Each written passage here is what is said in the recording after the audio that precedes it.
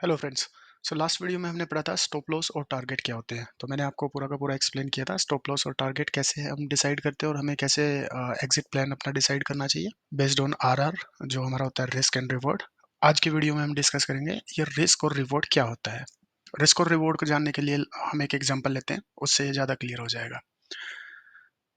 Let's suppose मैंने कोई share bye किया है 100 रुपये पे और मैं उसका टारगेट लेके चल रहा हूँ 120 रुपये। टारगेट मतलब वो जैसे ही शेयर 120 रुपये होगा मैं उसे बेच दूंगा अगर मैंने वो खरीदा है।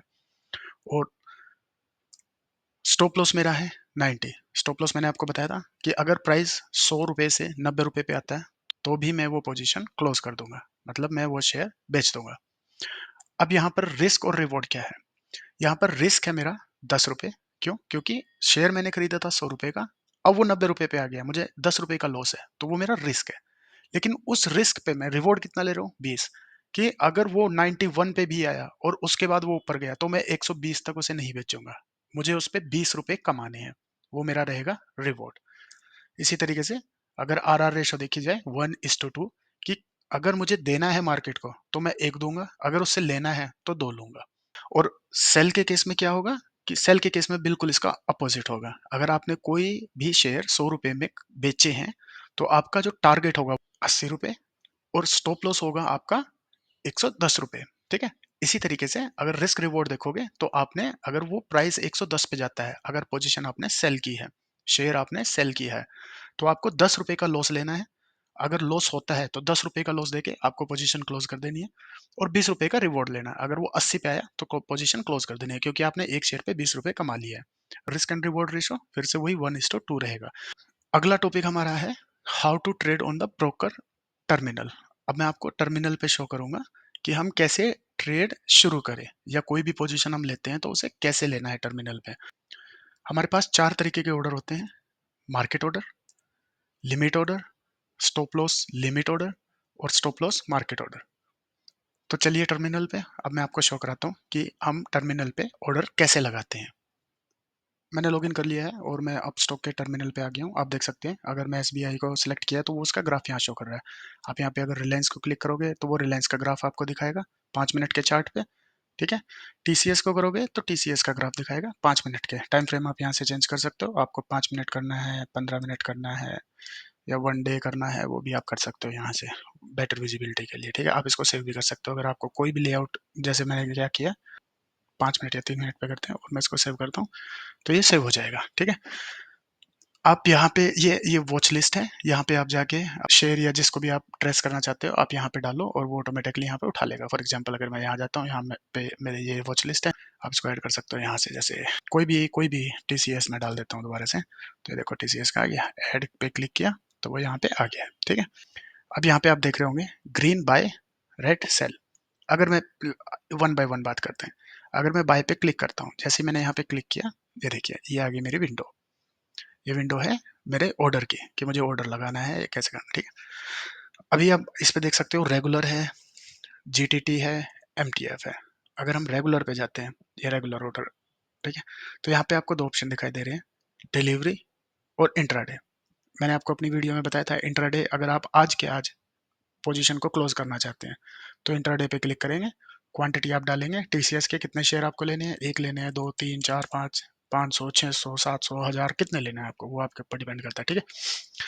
उसके बाद आप मार्केट, अब देखो जो मैंने आपको बताया था चार तरीके के ऑर्डर होते हैं: market, limit, SL, SL market. अब इंट्राडे पे मैंने क्लिक किया मार्केट ऑर्डर। अब मार्केट ऑर्डर क्या होता है आप देख सकते हो, प्राइस मार्केट लॉक हुआ है। इसका मतलब ये है करंट प्राइस चल रहा है 4505 रुपये 65 पैसे का। अब मैं इसको ब्रोकर को बोलता हूँ भाई मेरा ऑर्डर है मार्केट का, तो मार्केट का ऑर्डर लगा, बाय करके मेरे को दे।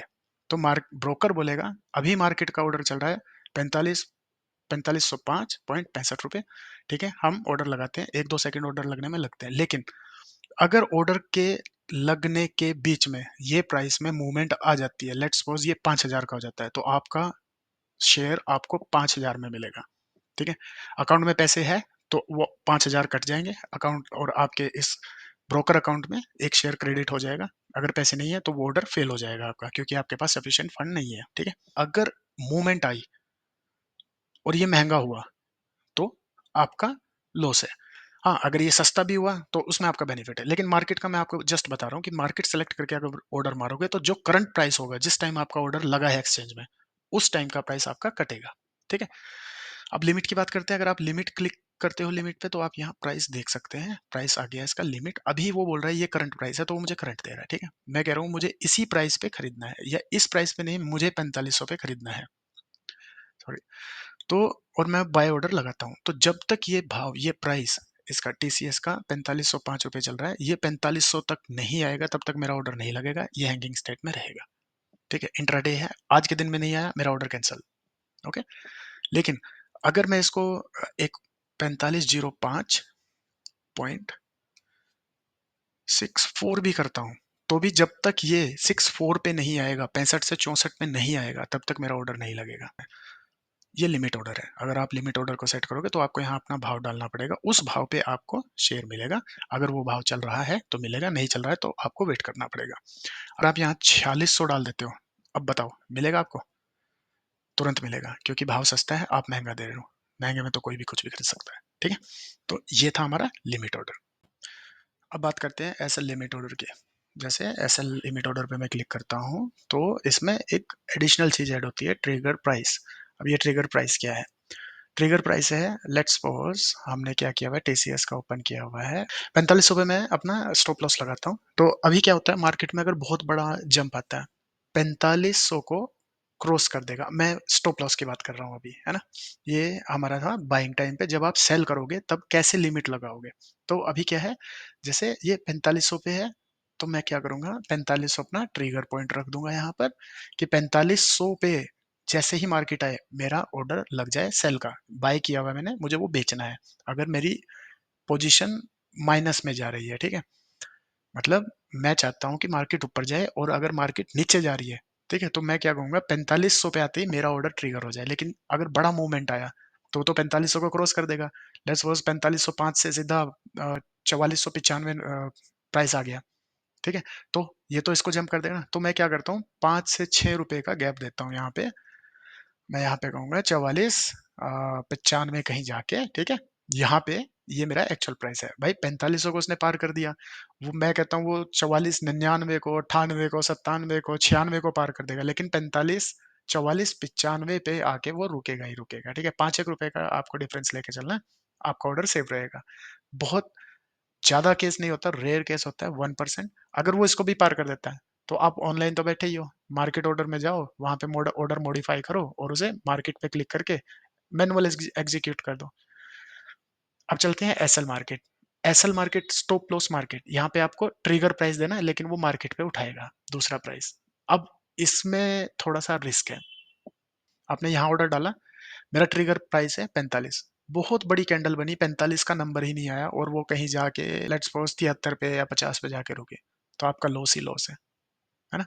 फिर आपको क्या करना, आपको इतना टाइम ही नहीं मिलेगा कि आप मार्केट में जाओ, आप ऑर्डर पे जाओ, मॉडिफाई करो, और उसके बाद मार्केट पे क्लिक करके उसे मैनुअल एग्जीक्यूट करो, है ना? तो बेहतर है एसएल।